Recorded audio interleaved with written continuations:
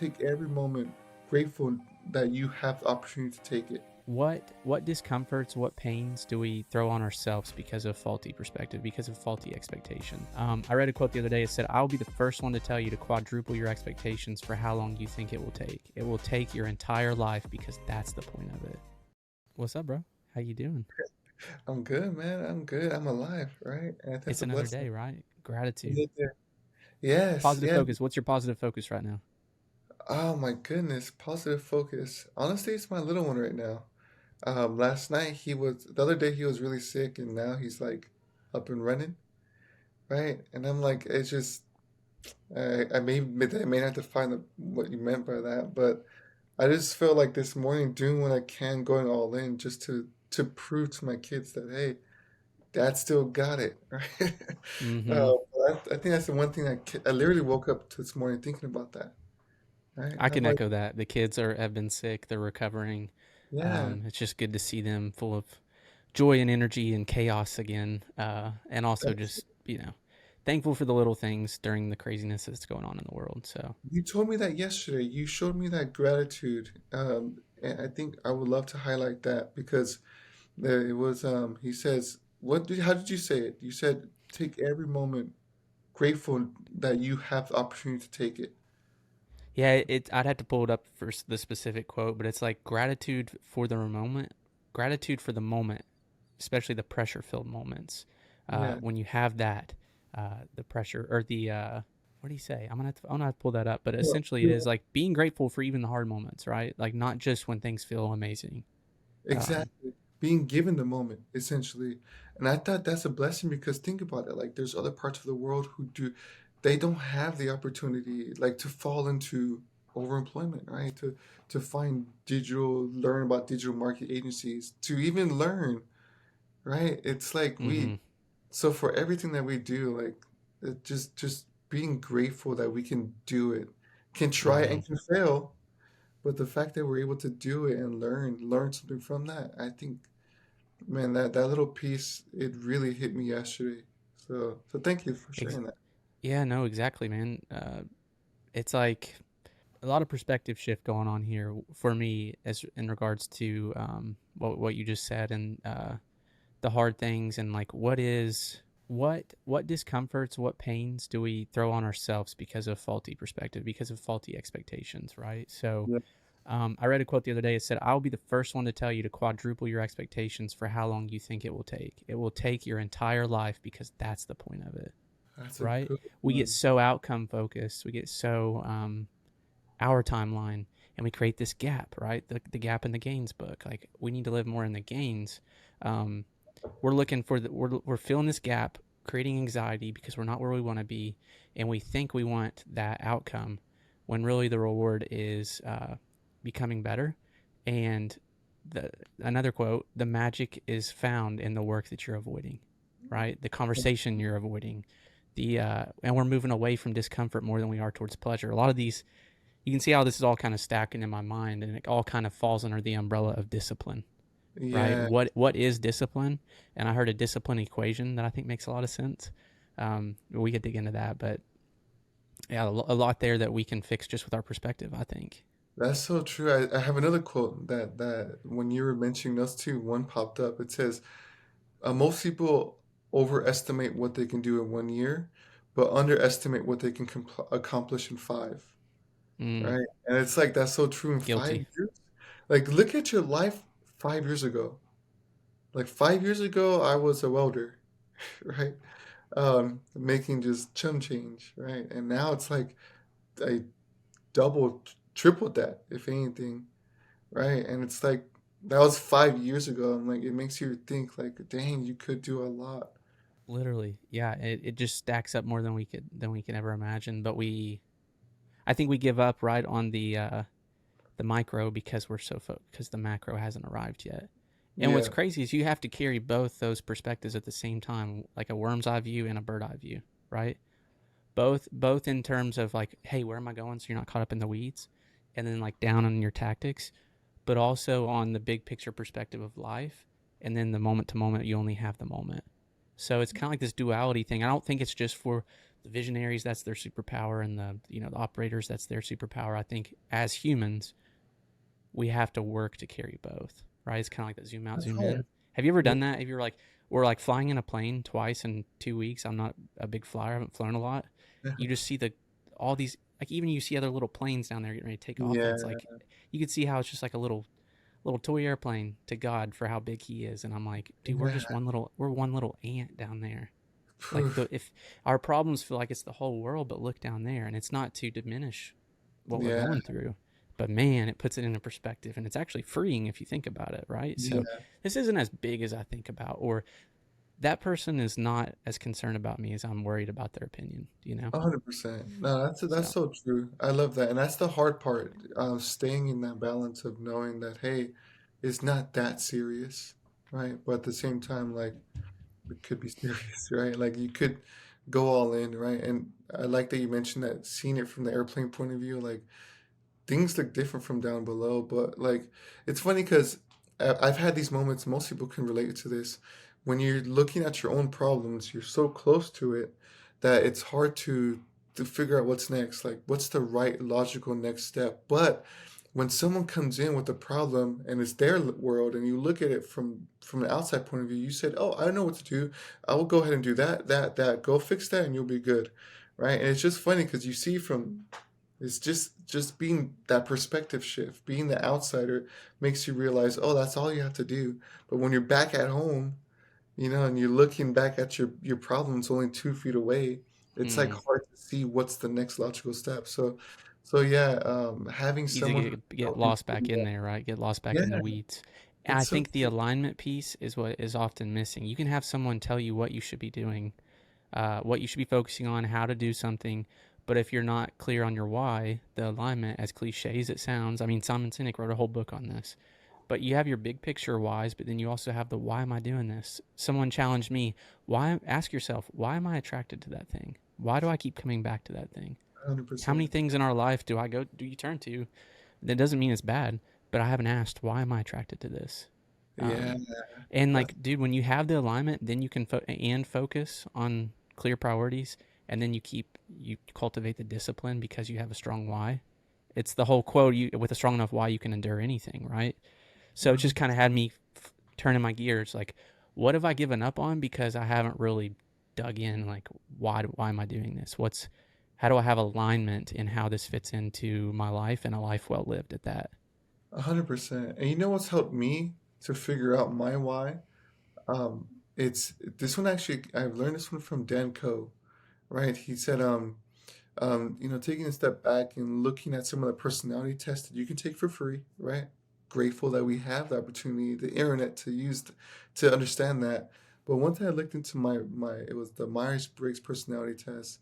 Mine was an ENFJ, right? And it kind of helped me see like, oh, it showed a lot of my strengths, and it did reveal the weaknesses I had, and I was like, I can verify that those are all true.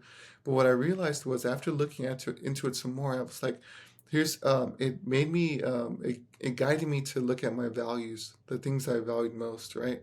And I was able to label those like, okay, which one's first, second, third. And it's funny because after you realize that, you will notice that most of the actions you take, um, it's usually geared to the values that you prioritize most, right? Like some people prioritize success. Some people prioritize like the continuous learning. I gotta always learn, right? And I realized that if they find that to be important to them, the actions they take tend to be aligned to what they find is most important. Like for example, there's people who back in the day, money was scarce, so they used to save and penny pinch, and that was what's important to them, holding on to money. And then they would, if they see someone blowing it crazy, they tend to like backhand the idea, like, why would you ever do that? Like they'll tend to get mad because that's what's important to them, holding on to money. And it's just funny once you realize like what's important to you, those values, you'll pretty much have a blueprint of the actions you're more likely to take. You can see anyone's actions, what they would take if you understand what values they have and how they prioritize those in order. It's like a hack, a life hack. 100%. I've heard it said like your values are like the lenses through which you navigate the mission, Yeah, right? yeah. So you got mission, vision, values, all those things as far as alignment goes. And it's so true. It becomes a filter. Hmm. You want to hear a small little one that hit me the other day when I was at the store? Please, please do. So it's always stood with me, the story this coach told me when he values being someone who takes care of the environment that he's in, but he also loves soccer. He loves to kick things around. Well, he's walking down the road and he sees some trash on the road and he wants to kick it. And he might have kicked it once, but just like, just kick it and keep moving. But then his value, he remembered who he is, who he wants to become more and more like. And he's like, nah, if I don't want to have cognitive dissonance from my values and my actions, I am someone who picks that up. I am someone who takes care of their neighborhood, their environment, goes, Yeah, picks it up, puts it in the trash. Example that hit my head, not only the story, this is the power of the story, but it's also the power of values. I want to be someone like that who doesn't just come into an environment and leave it worse than when I came. I go to the yeah, store, I'm looking for a drink, I find this one, I'm like, I think this one I want. Found one I want different in a different aisle, grab it, put the other one back, right where it doesn't go. yeah, And I started to walk away. As soon as I started to turn the corner, I was like, convenience says leave it. Values say go get it and put it back. And I had yeah. to pause, and it took me a minute. I'm like, I'm gonna be that person. I'm gonna take the extra time, and I go and get it and put it back. So it's those little things. I think that's those are moments of success too, not just the results, right? Yeah, no, 100%. I do the same thing. Like I would throw like a paper into the trash can and I'll miss, right? But I'm on my way to go do something, but something is pulling me. It's like that gravity, like in some ways pulling me. Go pick it up and throw it in the trash because that's not the person that I want to be. And I remember doing that, and it's the worst when it's far away too. It's like I try throwing it, and it's so far. I'm like, dang it. But you're right. Like, and that is it's a huge win. It's really, and that's something that anyone can do, like regardless of where you're at. You can be an IT manager, a director of operations. You can be a SaaS business owner. But if you look at it, every moment is a choice, right? You can choose what's right to do what's right, or you settle with Mm-hmm. whatever's left, right? You Mm, can, if yes, it's not right, what's left, right? Like it's just, yeah. I like So that. I like that a lot, and it's often in spite of how you feel, right? it's I love. I fun. mean, the neuroscience chain of change how you think will change how you feel, will change how you act, but how you act can also change how you feel.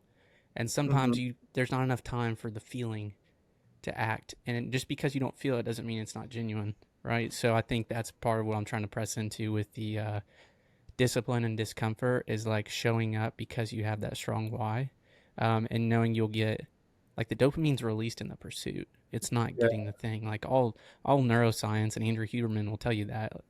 You know what I mean? I think that's the danger with pleasure. Just pleasure as far as the escapism type vices that we have around us. yeah, If you just pleasure stack with no meaningful goal attached to it, then it's just seeking pleasure for pleasure's sake. And I think it kills our discipline because it trains our brains to crave and focus on the quick and easy lifestyle, which remember, the long term is the goal, right? yeah. The long way is the only way. So I think that's where it's dangerous in today's world, where we can escape and cope instead of embrace discomfort and lead and cultivate discipline. 100%. So if for someone who's listening, what would be some actionable steps they can take to make sure they stay in alignment? Because it's easy to say one thing and 3 months later you forgot the thing altogether. How do you personally keep this on top of mind and in front of you? And if anything, challenge it in the future. I actually had something written down here I think could be helpful. Yes. For me, kind of going back to the why, as simple as it sounds, improve the why of your goals and discomfort itself, right? So for me, I had to redefine like why is it worth getting uncomfortable if we naturally move away from it? And so I dig in, and it's discomfort's the pathway to hope. If you follow scripture, it's the pathway to growth. Like that's just no matter what you believe, that's pretty obvious. The things worth having aren't easy.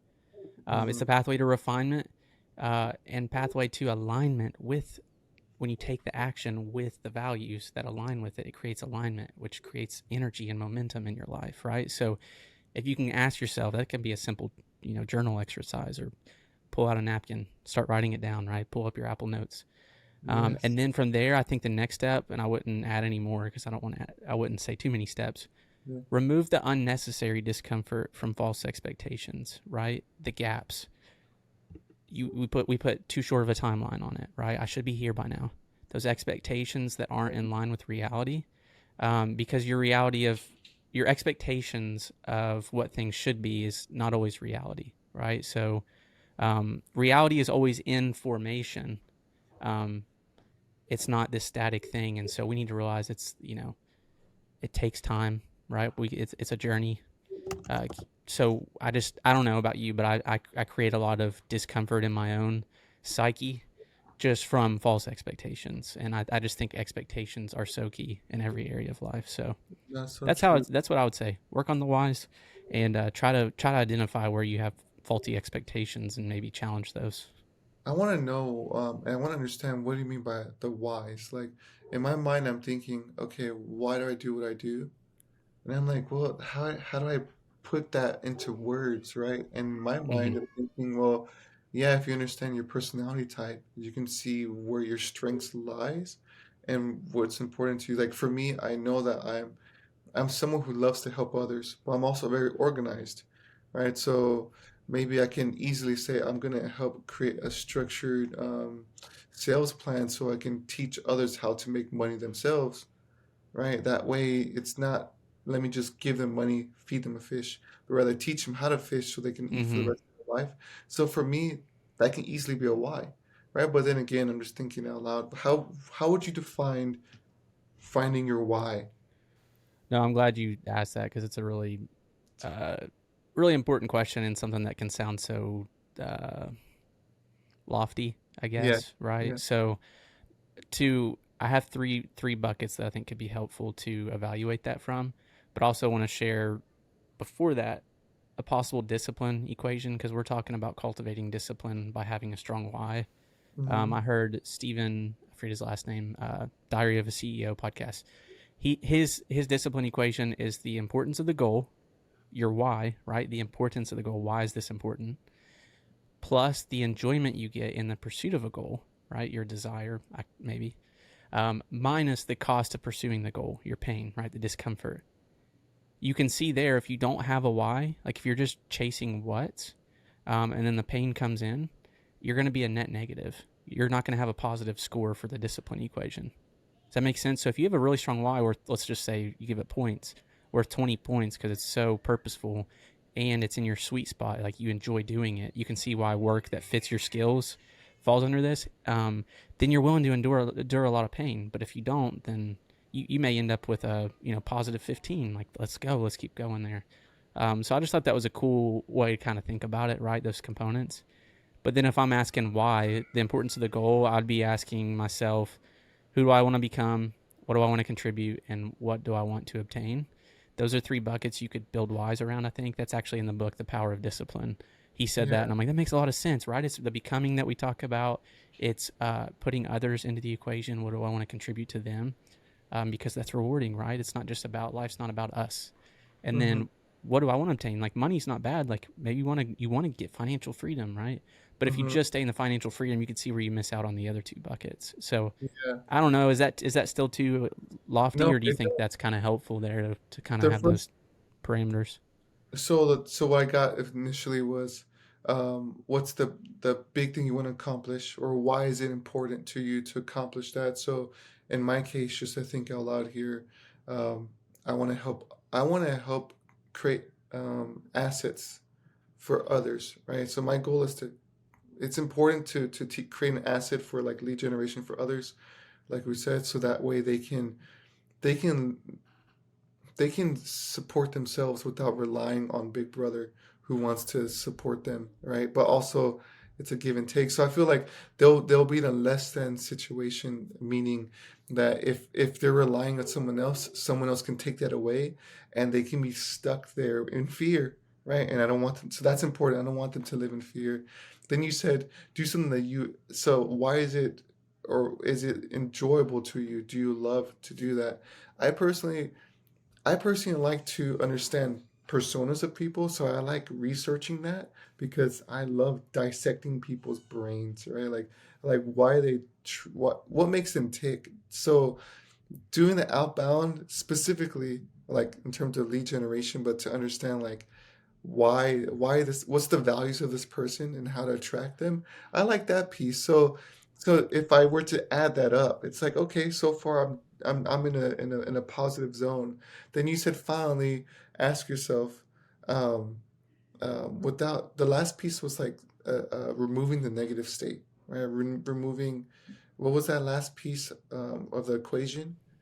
Oh, it's the cost of pursuing the goal, The cost of the pain, pursuing. right? What pain are you willing to endure? I read a quote. One of the most important questions you can ask is, what pain do I want in your life, in my life? What am I willing to struggle for? Anything worthwhile in your life is going to require some degree of pain and struggle. So if you are oriented to the pain and the struggle, you're probably going to be aligned with what you are capable of accomplishing, rather than you just orient to the pleasures. Okay, okay. So But the I like struggle. what you were saying there, because you're talking about pains of other people, and that can be a really strong why, right? Yeah, And yeah, it can be exactly. rooted in your own pain. Like I fear wasting my potential, wasting my life, drifting. So that Yeah, becomes an anchor. I do things so that lives aren't wasted.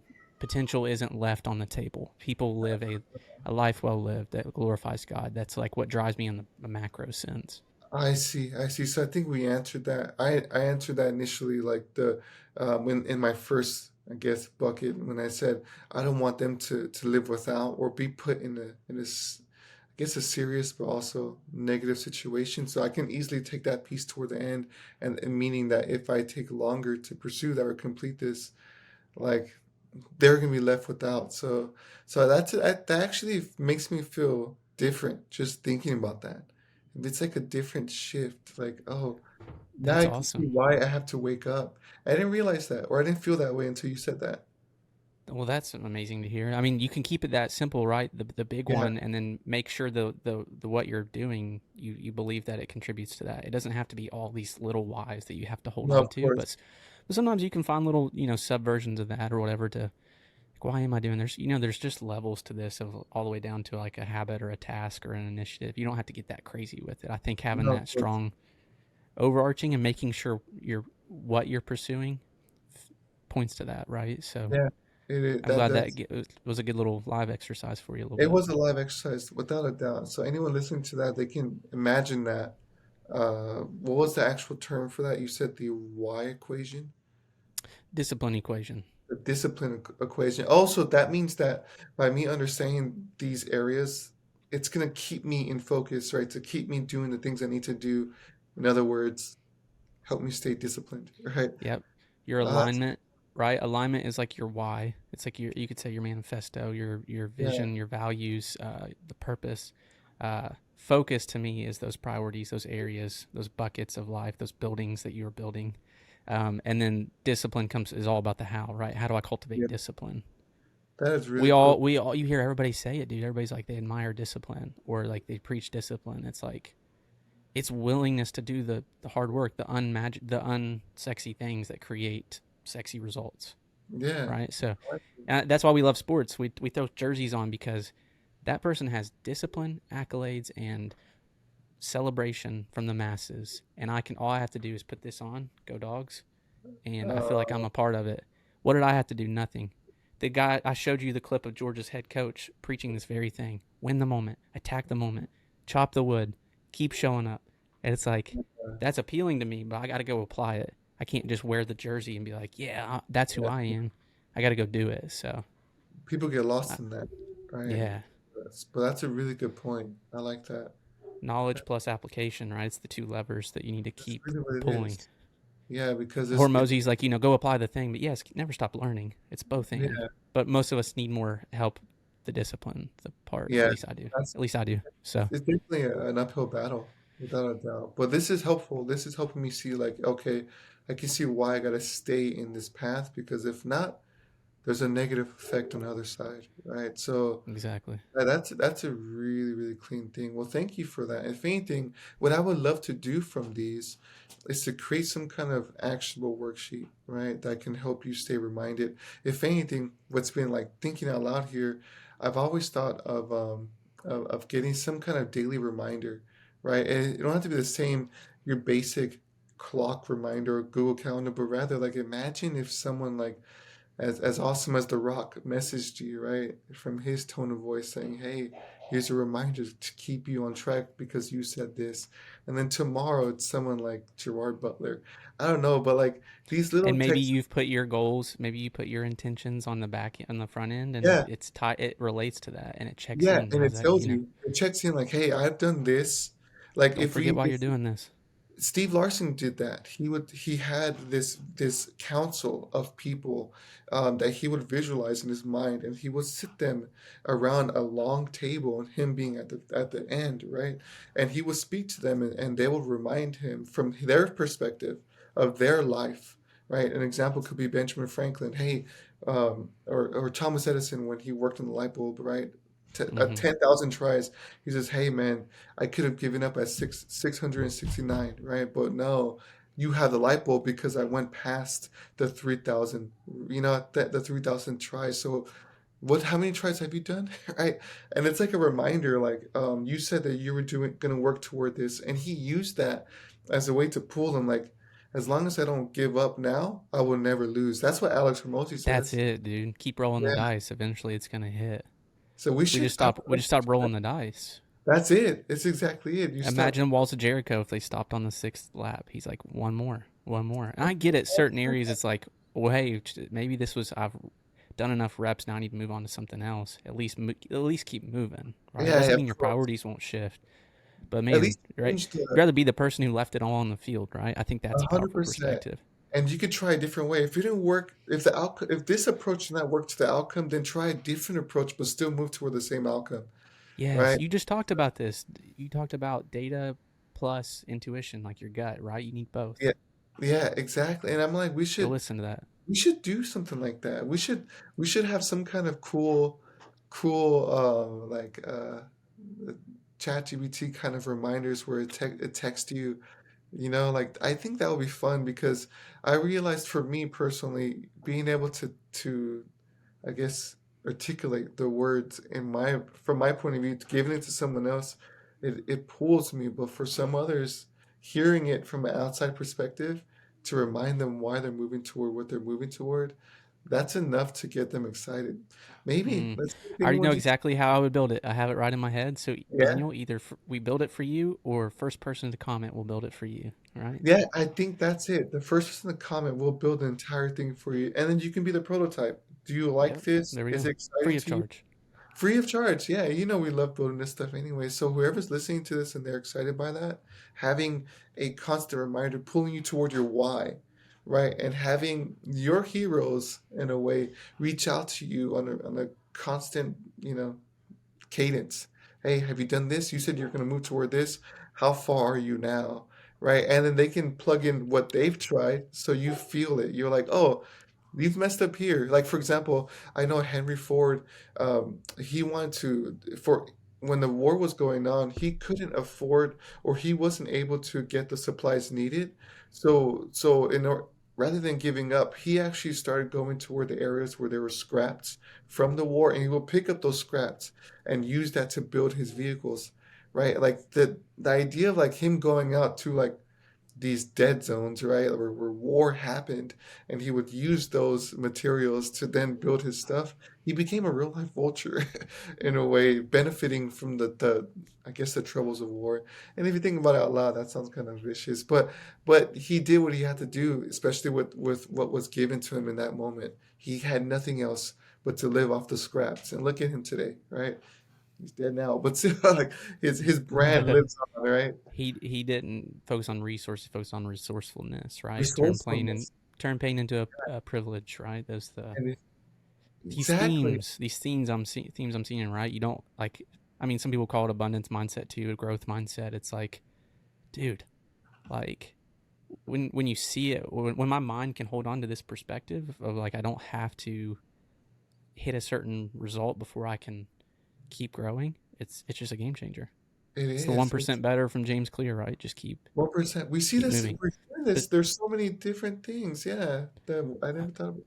kind of there's a little bit of aspect of nothing new under the sun, just different ways to package it and hearing it from the Yeah, right person and delivered in the right way, right? So at the right time as you well. may hear something from Tony Robbins that I receive better from insert Dan other Cohen. influencer that Right. hit me Dan Cohen in a different way because he's kind of thinks the way I think. But Yeah, no, that's really cool, and I think that's the purpose of having these reminders, just a fun, interactive way to hear something different, and it applies to you different in a different time, but staying on the same track is what's important, mm-hmm. right? Staying on the same track and having someone remind you of the track you're on, because it's easy to take a left turn, and that's off the track. There's a whole different Shiny track. objects, yeah. Yeah, it's a whole Never different been track. more shiny objects, yeah. It's been a lot, right? So yeah, so whoever wants this comment, I'll ask my circle as well, right? We're happy to do this, and you hold us to making this for you because it's gonna help other people. It aligns to our the vision I just said, my why, It does. right? Yeah. Help them fuel them, right? That's We can make crazy. it where you can chat with it too and it log your yeah, The I chat, captured the idea, everybody, so we'll yeah, see what we can do with it. So, remind us, right? right, at So least capture it. It's the first all right, step. this is a nice one though, really Yeah. cool one. Appreciate the feedback and on these thoughts that have just been swirling. So, Definitely, encourage definitely, everybody to apply it, question the why, right, and try to cultivate some discipline. uh, 100%. And on to the next, right?